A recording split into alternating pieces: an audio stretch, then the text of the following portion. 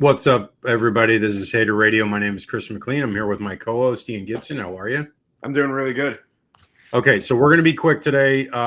We kind of our wires got crossed here with trying to organize when we could do this show. So we're going to be super quick with this one. It's not going to be a normal one where we a little more elaborate with things. We're going to just kind of zoom through things. Okay, so this is the Week 10 preview show. First game we have is Tulane UTSA. Tulane,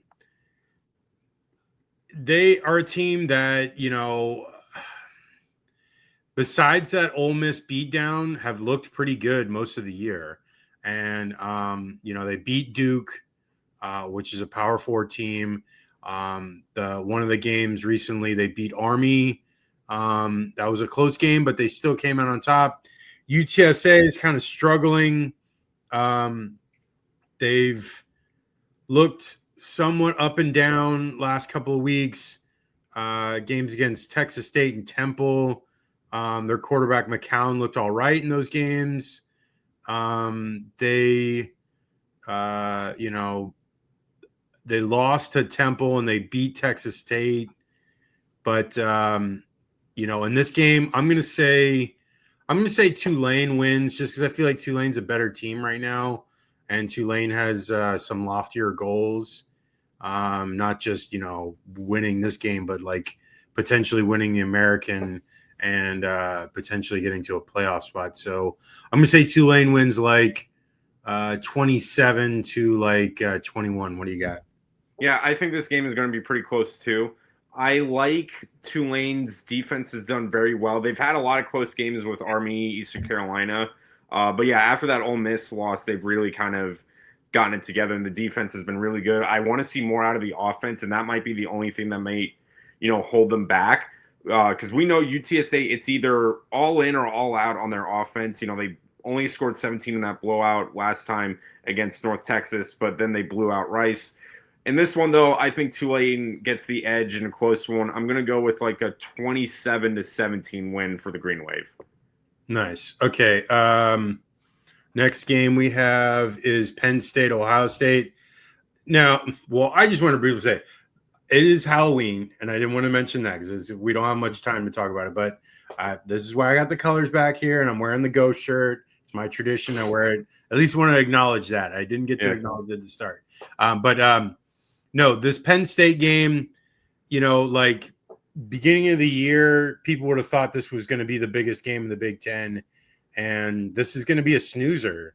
Like Penn State has lost Alar for the year. Their backup he's just kind of whatever. Drunkenmeyer, he had 93 yards against Iowa. And 2 interceptions. I don't know what to make of this team now because the defense is still strong, so they'll keep them in this game. But Ohio State has put up huge numbers against everyone they've played, and not really anyone has really had anything to stop them. Basically, the Washington game and the Texas game were about the only thing that really slowed down Ohio State, and that Texas game was the first game of the year. I guess the Washington game and the Illinois game are the most indicative of how good Ohio State is, and they looked really good.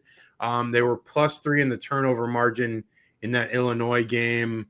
They were -1 in that turnover margin against Washington. Thus, while Washington was kind of in that game, but I don't know. They defensively, Ohio State has kept teams in check.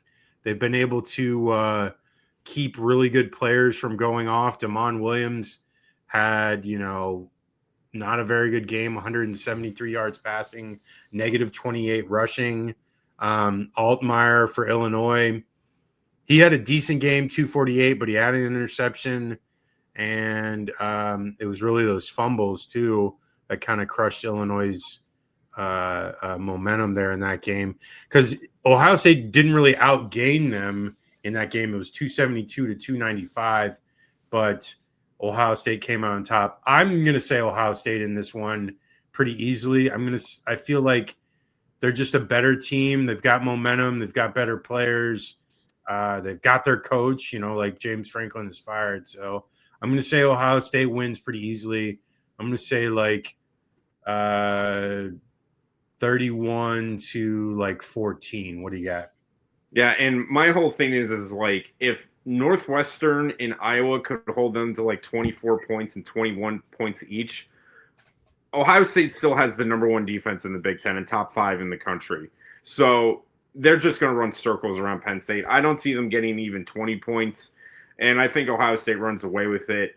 It doesn't. That's the thing with how good Ohio State is right now when they're playing teams like this. The offense doesn't need to be like hitting on all cylinders when you have, the defense as good as it is right now. So I'm going to take the Buckeyes winning. I'm going to go with let's do like a 35-17 win. And I mean, like, man, if you thought it was bad before with Penn State, now you got to play Ohio State, then Indiana back to back. So, have fun with the coaching search. Yeah, they're going to look forward to.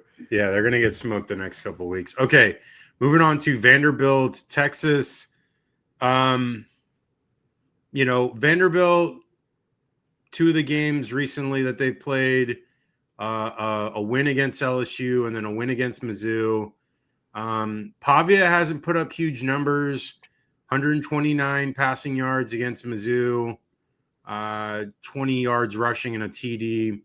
Against LSU, he was 160 in a TD, but he also ran for 86 yards and 2 TDs. So a better game against LSU.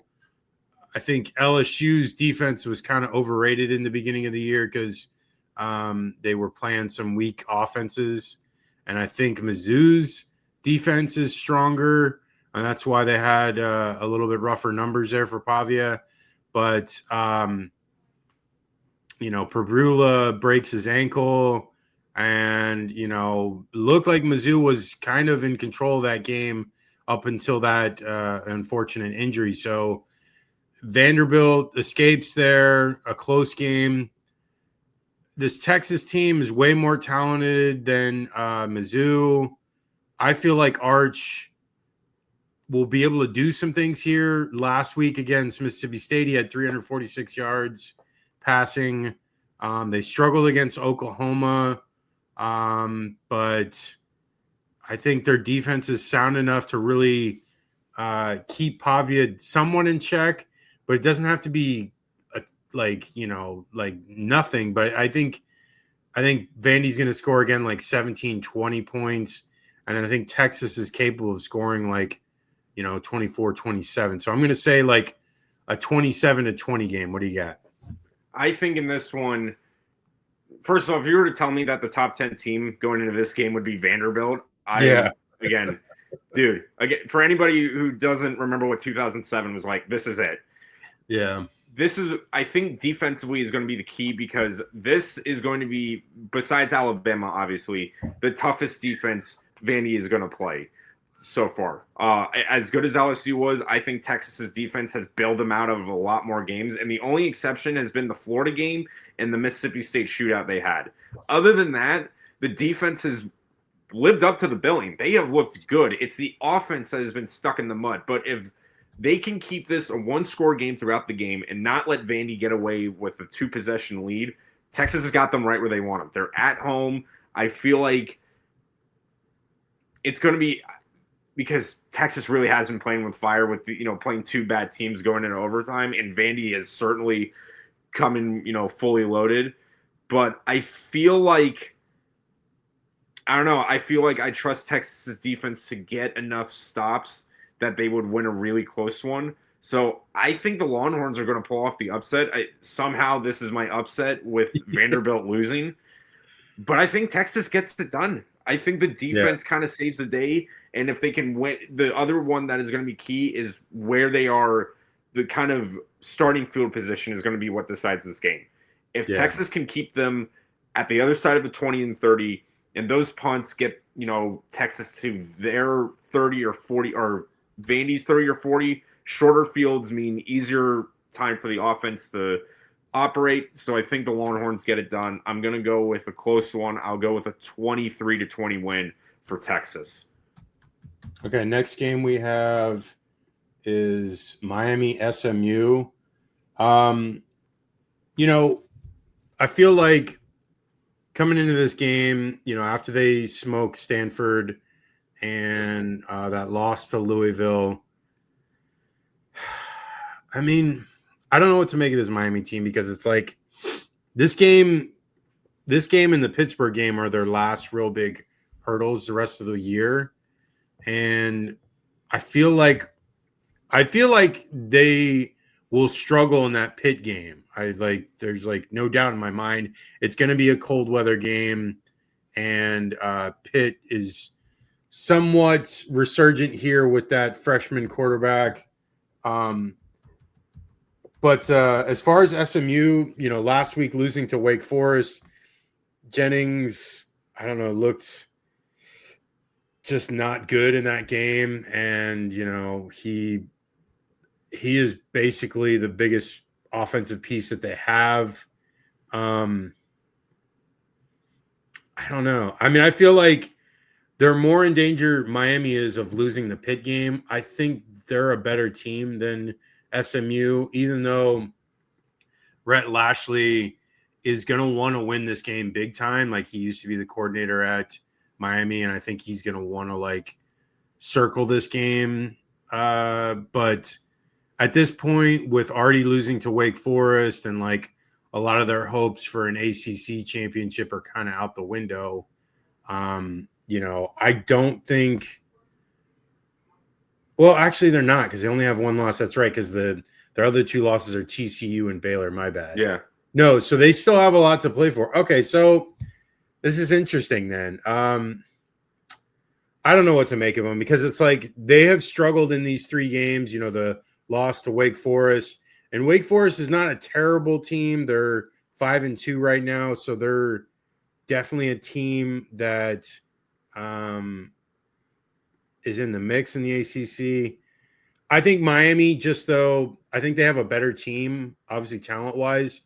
But again, it always comes down to Beck. Like if Beck makes the mistakes like he has in the Louisville game, that he has in other games throughout his career, if he makes a lot of turnovers, then it puts a lot of pressure on the defense to really stop the opposing team's offense, which, you know, against Louisville, they really struggle to do. I don't know if Jennings is good enough to really like dominate this Miami team because I think he's not going to be able to run wild like he's used to against inferior talented teams. Miami is very good at keeping, you know, running quarterbacks in check for the most part.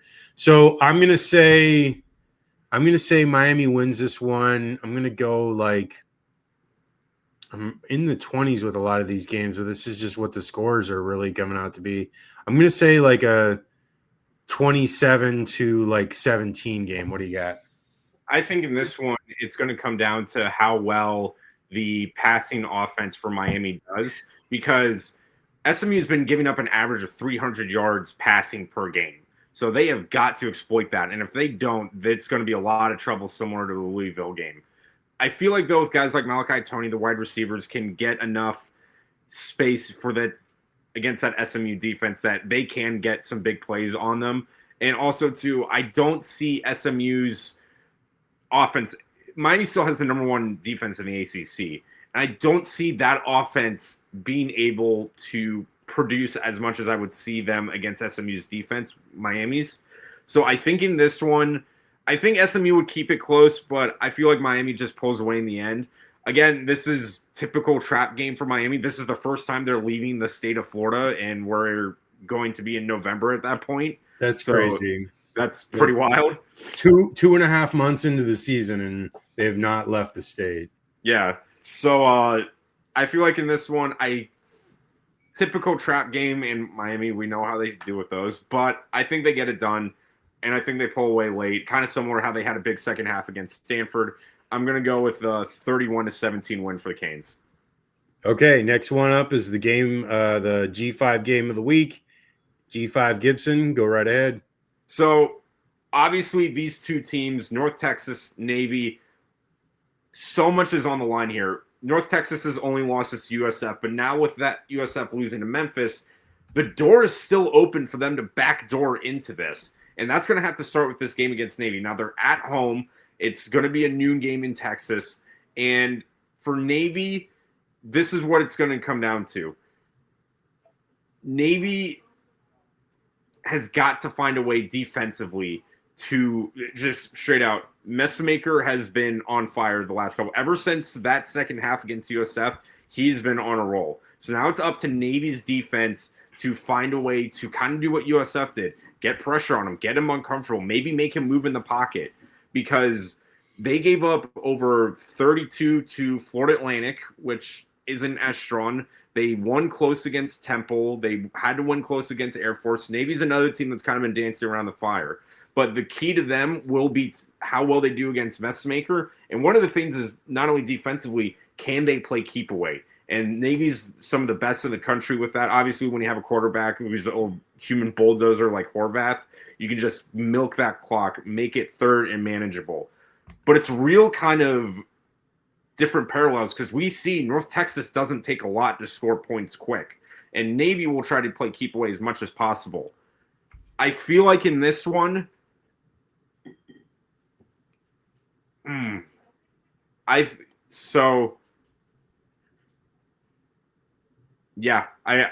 think North Texas gets it done. I think they pull off a huge upset and they make the American even more chaotic, because Navy has been really against teams that they are just straight up better than.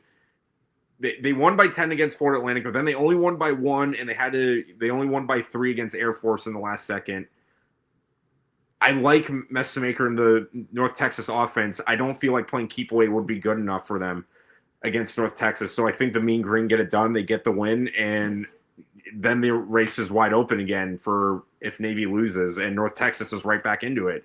So I think North Texas wins. I'm going to go with 34-27 win for the Mean Green. Yeah, I mean, Messamaker had 600 yards passing, the other week, and like he just can put up a ton of numbers. They have a ton of wide receivers that are fully capable in the offense. Morris runs that air raid, and they're all about, throwing it deep, making explosive plays. And, a key thing with North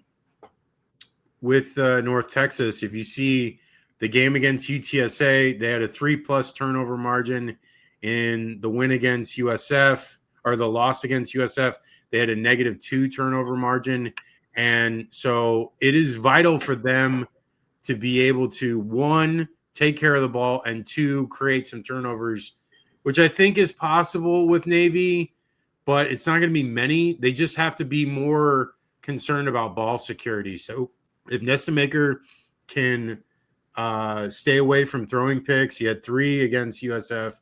If he can limit those mistakes and try to get 1 or 2 fumbles by Navy, they should be, in control of this game. I feel like their offense is high-powered enough to score enough points quickly, which I think Navy's going to struggle to keep up with. So I'm going to say it's going to be like a 34-20 game. Okay, moving on. We've got Indiana and Maryland. This Maryland team is pretty scrappy. They were in games with UCLA and Washington, 1-score games, 3 points to UCLA, 4 to Washington. The defense is strong enough that they, kept Damon somewhat in check. I mean, Damon still had 275 yards and 54 on the ground. But I think Indiana's just way too good. Like, Maryland is a decent team. Like, they're like a middle of the road Big Ten team. But, this Indiana team is just a monster right now. They destroyed UCLA last week by like 50 points. They beat 2 really good teams in Iowa, in Oregon. They beat Oregon on the road. They beat Iowa on the road. Mendoza's a Heisman frontrunner at this point. I feel like Indiana is just going to steamroll them. I'm going to say like probably like a 45 to like 17 game. What do you got?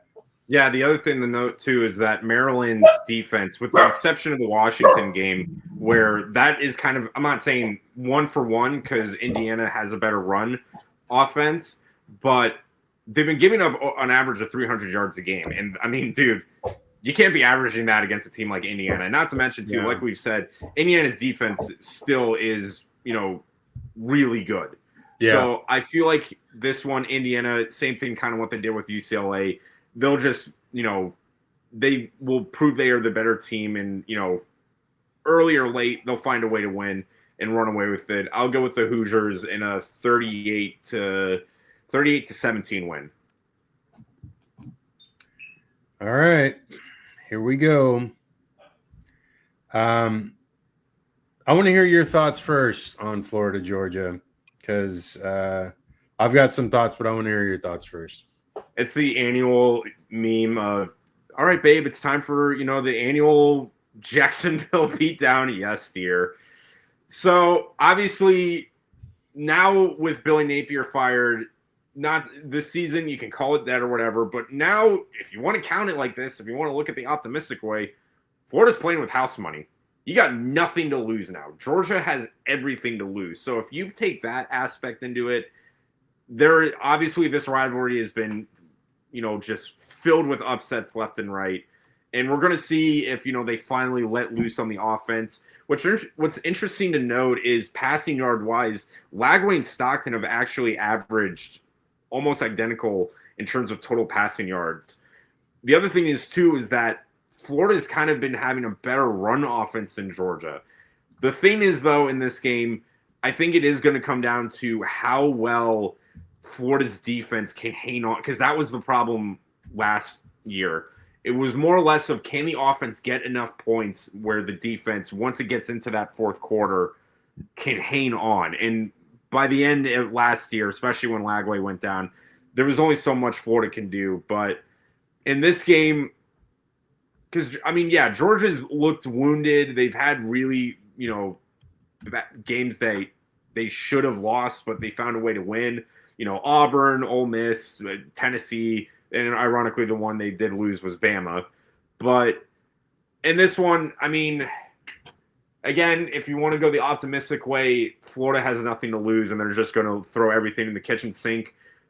But every team has thrown the kitchen sink at Georgia, and besides Bama, they've found a way to survive.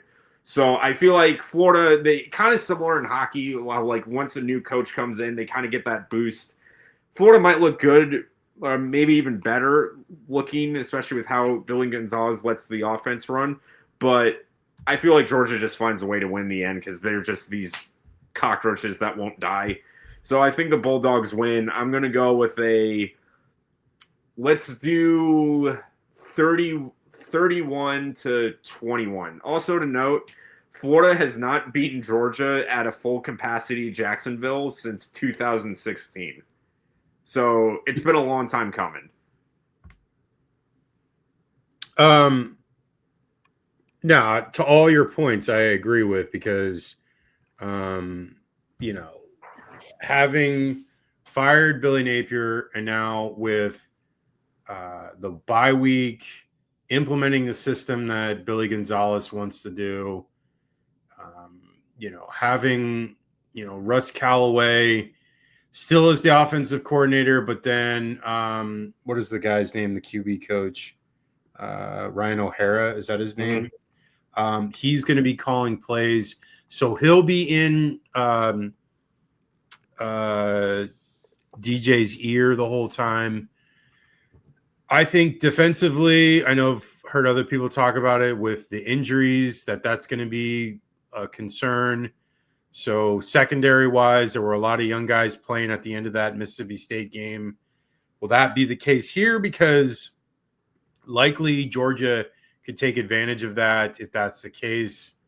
I like Florida to be able to hinder Georgia's run game, because I haven't seen much out of Georgia's run game a ton all year. I like I mean, they were better in the Ole Miss game. I will say that. The Auburn game, they struggled to run the ball well, but Auburn probably has a better defense than Ole Miss, so you can see that there. As far as like though with Florida, it's kind of wide open. Like we don't know what to expect. Like Billy G has never been a coach, never been a coordinator. He's leaning on Urban Meyer. He's leaning on Dan Mullen, both two guys that have beaten Georgia. Urban beat Georgia pretty consistently while he was here. Dan only beat them once, but he still did beat him, and he beat him pretty significantly in that 2020 game. So leaning on them is a good resource because they know what to do against a Kirby Smart defense. I feel like I would want to pick Florida in this game because of like the optimism towards them and like the fact that there is a lot trending in their right direction with them. But because of like the injuries on defense, still we don't know what we're going to get out of DJ. It still could be like hit or miss. I feel like the offense can flourish though. Like that's what's crazy. It's like this could be, a real, I don't know, eye opener, a real like, just refreshing taste of relevancy again with this kind of game because, Georgia doesn't know what to expect coming to this game. They could really throw everything at them and, they would be kind of on their heels a lot, but I don't know. Georgia's a better team right now. They only have that one loss to Alabama. They played really well against Ole Miss. They beat Auburn on the road. They're just a better team right now. I'm going to say Georgia wins I'm going to say a close one. I'm going to say like a 24-20 game, and maybe Georgia scores a late touchdown to win. And, Billy G has a really good game plan, but it's just not enough. Okay. Moving on to next game we got is Texas Tech, Kansas State. A resurgent Kansas State. They were left for dead like in the beginning of the year. And now Kansas State has really kind of positioned themselves to make something here. And this game would go a long way for that. Sorry. First time sneeze, now I'm sneezing again. It's like you open the door, look what happens. I'm sneezing all the time. No, okay. So Kansas State lost Will Hammond for the year. So Texas Tech. And so Texas Tech is now going back to Baron Morton. It is kind of wide open for them. Like if Baron Morton goes down, I don't know what to expect out of those other two guys that they have as backups. Hold on a second. Jeez. But as far as Kansas State, Avery Johnson's still looking great. They smoked Kansas last week. Mm-hmm. It wasn't even close. And, Avery sometimes doesn't put up huge numbers, but he had 11 completions for 231 yards. That's very efficient football right there. They've got a solid team. If Baron Morton is healthy enough and plays this whole game, I think they win it, but it also is contingent because if he gets hurt again, I don't expect the third string or fourth string guy to really be capable enough to win out, which is a shame because this Texas Tech looked like a real monster, but because of quarterback injuries, they've kind of been really reined in. I'm going to say Texas Tech wins, but it's going to be close, and it's dependent on those injuries. I'm going to say Texas Tech wins 27-24. What do you got? I think it is dependent on how healthy the team is too, but also not only the fact of the passing game for Texas Tech, how well can the run do against this Kansas State defense? Now, Kansas State's defense has been giving up over 100 and almost 150 yards rushing per game on average. So there is potential that if Morton is not like kind of firing on all cylinders, that you have to lean on the run game. But this is definitely trap game city. They're on the road to Kansas State. They haven't won. I saw a graphic. They haven't won in Kansas State since 2008.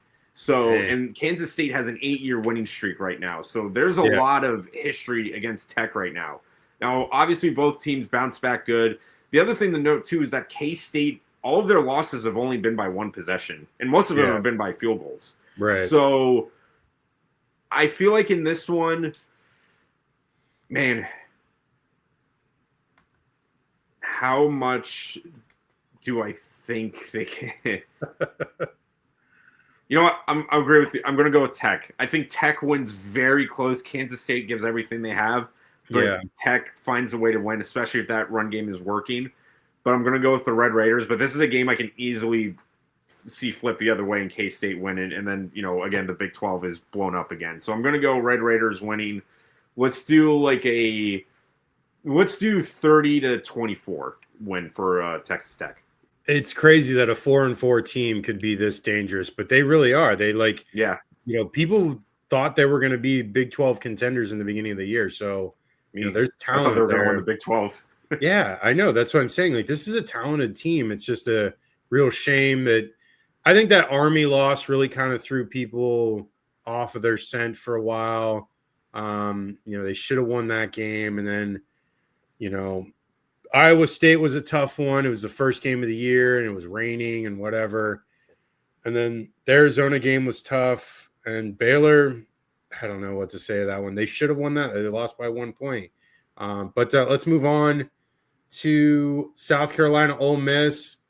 Man, South Carolina is just – I mean, their schedule is just unreal. Like, I know Florida has had a really tough one, but, at least they've had some easy ones Florida-wise. They've had Mississippi State, and they've had, they've got Kentucky coming up.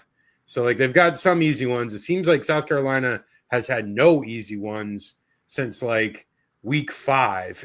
And they've just been kind of, running through the gauntlet here. I feel bad for them. This game, Ole Miss is just on a roll right now.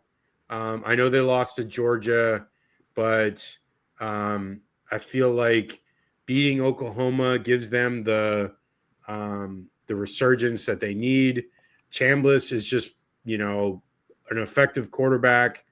He's, he had 305 total yards against Georgia and 3 TDs.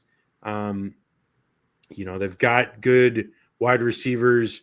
Lacey is a solid running back. I feel like, Ole Miss has struggled with like better offenses, but South Carolina is not necessarily that kind of team. They're kind of like a middling offense right now, and their defense doesn't really scare anybody. So I feel like Ole Miss is going to be able to score some points. I'm going to say they're going to be able to score like 30 plus. I'm going to say like Ole Miss wins like 34-21. What do you got? And for me, what's going to come down to it is how well South Carolina's defense can handle the run, because they have not had a good run defense most of the year. And it's guys like Lacey. I've been waiting to see him have another breakout game. We know Ole Miss has been really good in the past, but I want to see them lean on the run again, because this is the perfect opportunity for them to do that. I feel like in this one, they're at home,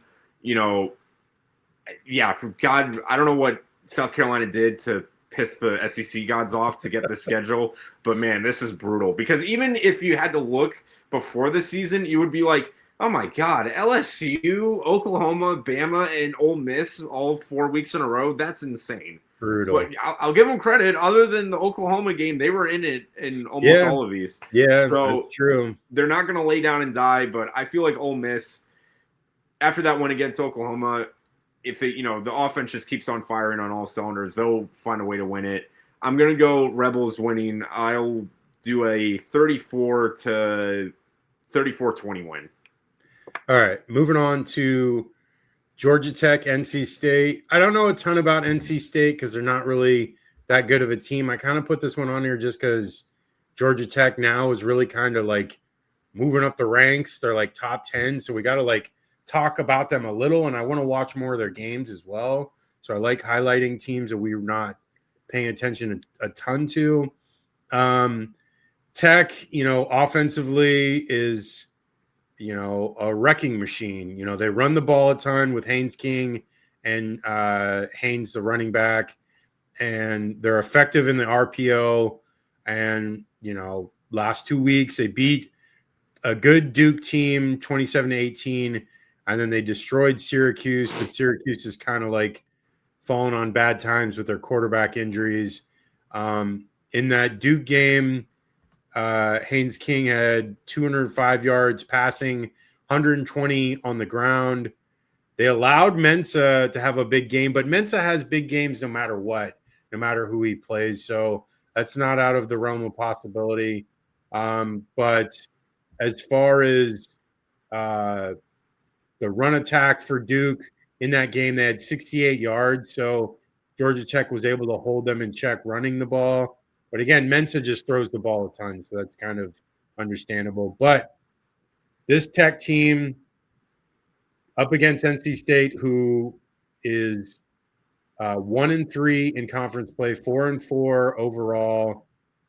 They do have a win against Virginia, which now looks very weird in retrospect because they haven't really beaten anyone since Campbell October 4th. Yeah. Which, who knows who Campbell is? I know it's an FCS team, but I'm just like, they lost to Vautech, who fired their coach. They lost. They got smoked by Notre Dame.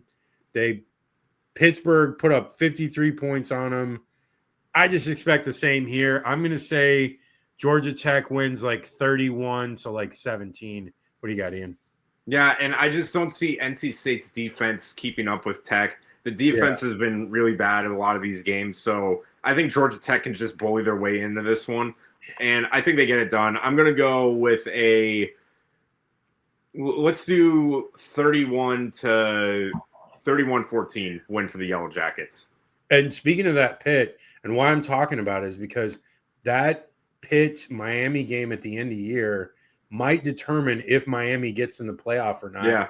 And that quarterback for Pitt, Heinzel, against NC State, had 423 yards and 3 TDs. So, like, I don't know. I know Miami fans are like, they think they might have a playoff spot, but they might not, because 2 losses in the ACC is pretty much a death nail. Okay, moving on to Oklahoma, Tennessee. Oklahoma really licking their wounds after a loss to Ole Miss. Tennessee coming off a big win against Kentucky. Aguilar had nearly 400 yards, 3 TDs, but they allowed Kentucky to score 34 and allowed a guy named Cutter Boley to throw for 330 yards, which honestly Tennessee has been doing a lot of all year. Almost every team has been able to score on them. Georgia was able to score a ton of points. Mississippi State did quite well. I have not seen Tennessee really stop anybody. So I don't think that's gonna stop here. I think Oklahoma's gonna be able to score a decent amount. Now, the real thing in this game, I think the difference is going to be if Oklahoma can stop Tennessee's offense enough, which I think they're capable of. They've got a great D-line, so they can pressure the quarterback. They can get to Aguilar, and if that's the case, force him to make some mistakes, then I think Oklahoma can win this game. It's in Rocky Top. I don't know, man. Like, this is a pivotal game for both of these teams, because if they want a shot at the playoff, one of them has to like come out and take the chance here, because this is essentially a playoff eliminator. I would say with Mateer, I like Mateer more as a quarterback than Aguilar. Aguilar's still good. I just think I like Mateer more. And I feel like Oklahoma's defense is better. So I'm going to give Oklahoma the slight advantage here. I'm going to say Oklahoma wins like probably 34 to like 27. What do you got? And this is a game where it's unstoppable force meets immovable object. Tennessee has the third best offense in the country, and Oklahoma has the fifth best defense in the country. Meanwhile, Oklahoma's offense has been pretty bad, and the defense for Tennessee is like in the 100 range in the NCAA. Yeah. So it really is going to come down to how well the Oklahoma defense does against the Tennessee offense, and then vice versa. I feel like, though, Oklahoma played a team like that in Ole Miss, and they couldn't get it done. I feel like this is going to be another close one, but I like Tennessee kind of winning out just because they're kind of more built for a shootout compared to Oklahoma, which is crazy to say right now. Yeah. But I feel like Tennessee can get it done. I'm going to go with the Vols winning the Hypo Bowl. I'll go with a 38-31 win for Tennessee. The hypothetical bowl. No, yeah. Let's move on to USC, Nebraska. This Nebraska team, they are, after the last couple of weeks, they, barely beat Northwestern. They lost to Minnesota. They barely beat Maryland. They beat Michigan State. So they've been fortunate that they've had such an easy schedule. So, if they had played a tougher schedule, they might be like, a way worse record. But right now they're, I believe, 5-2, right? 6-2. 6-2. Yeah, they just beat Northwestern. Right. So they're 6-2. So, USC is 5-2, 3-1 in conference play. They had that loss to Notre Dame recently. They had the bye week last week.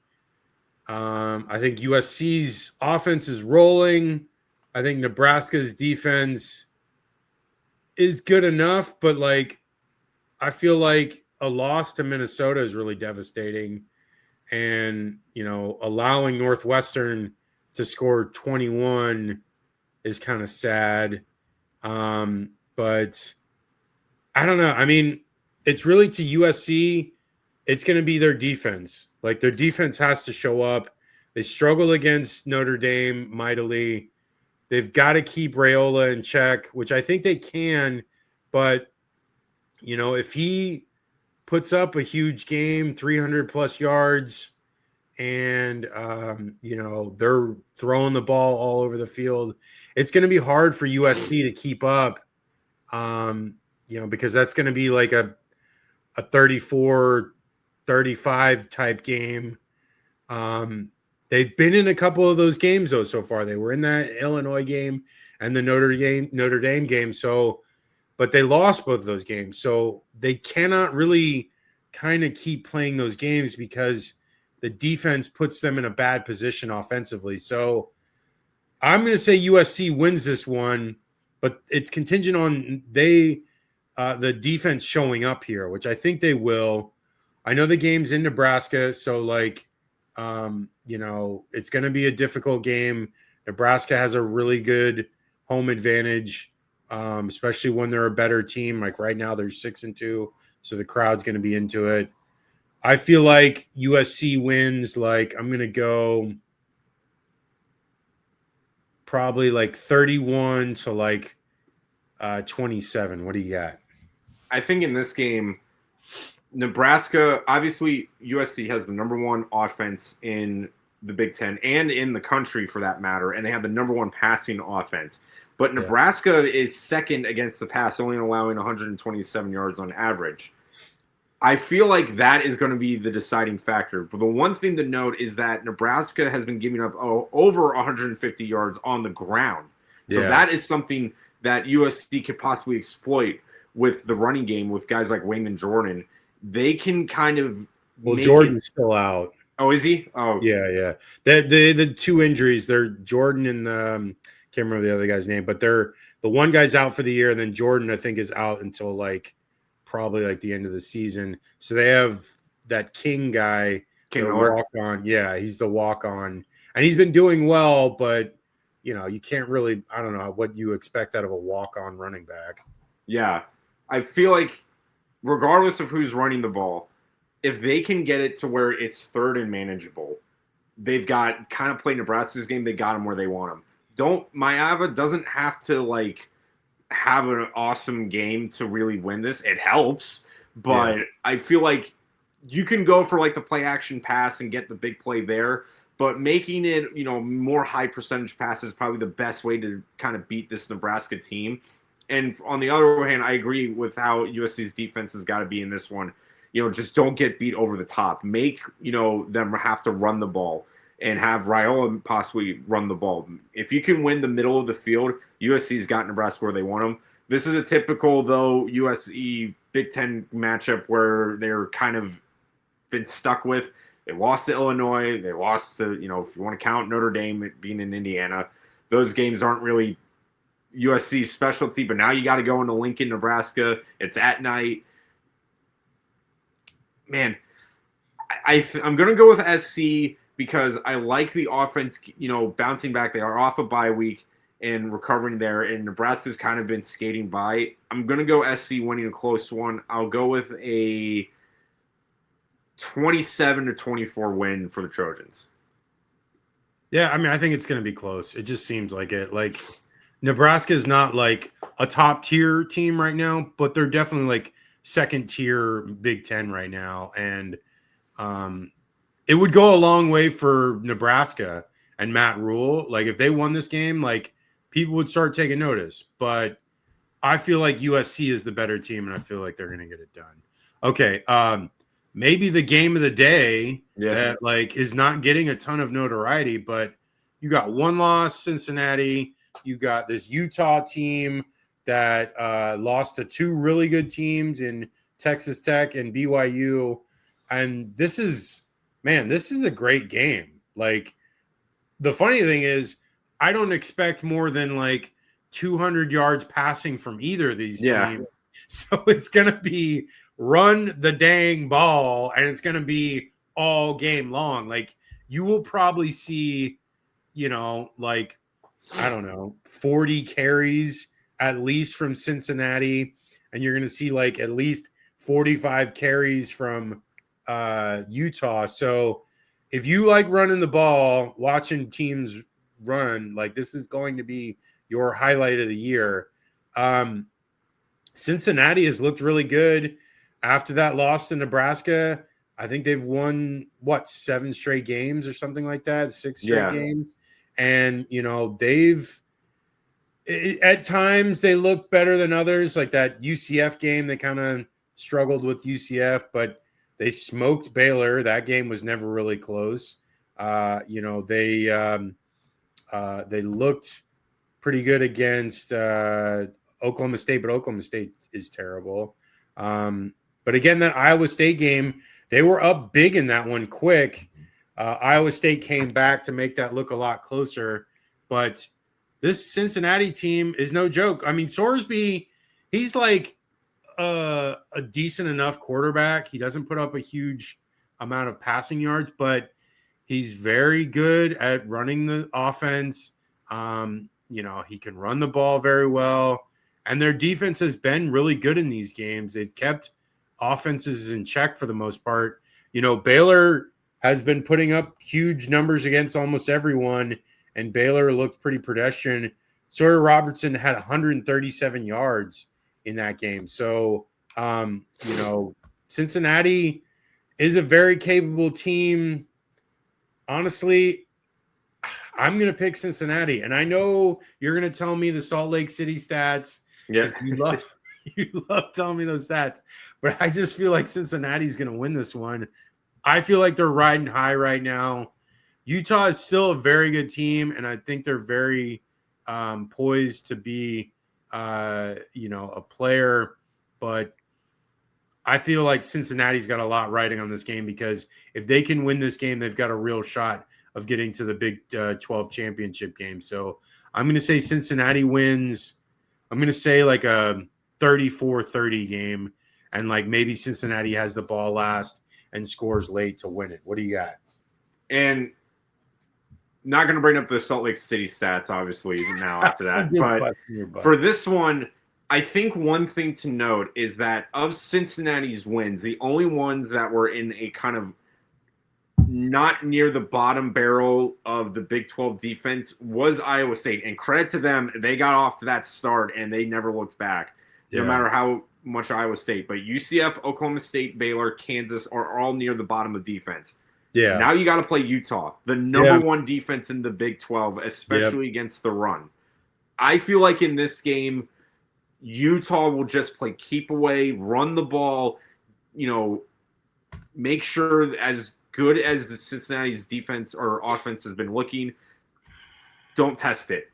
Because I feel like they can run the ball, and I feel like Utah's defense can get enough stops. Because Cincinnati has not played a defense like this, I think the Utes get it done. I'm going to go with a low-scoring one. I'll go with a 24-17 win for Utah. You don't think there's going to be a ton of points in this game? I don't think so, because I think it's going to be like one of those where it's every scoring drive is going to be like those 6-7 minute drives. I feel like both of these teams are going to play keep away a bit. Well, I mean, I guess the thing, like why I would counter with that is just the fact that both these teams like explosive runs. That's true. If the defenses are good enough, then you might be right.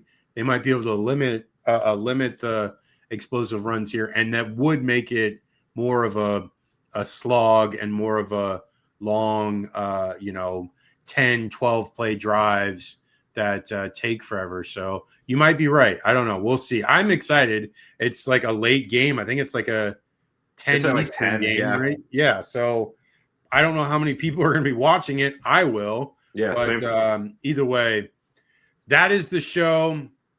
Reach us at haterradio.com for all of our articles. I got one on Billy Napier. Ian's got his article about the USF Memphis game. And then find us on socials. You can find us by just typing in Hater Radio. It comes right up. Ian, what is your socials before we go? Yeah, at Twitter, it's at G5Gibson, and at YouTube and Instagram, it's at G_Gator_G. Sweet. Okay. Happy Halloween, y'all. We'll talk to you on Sunday, 8 p.m. Eastern, 5 p.m. Pacific. Enjoy these games, and we'll talk to you then. Take care.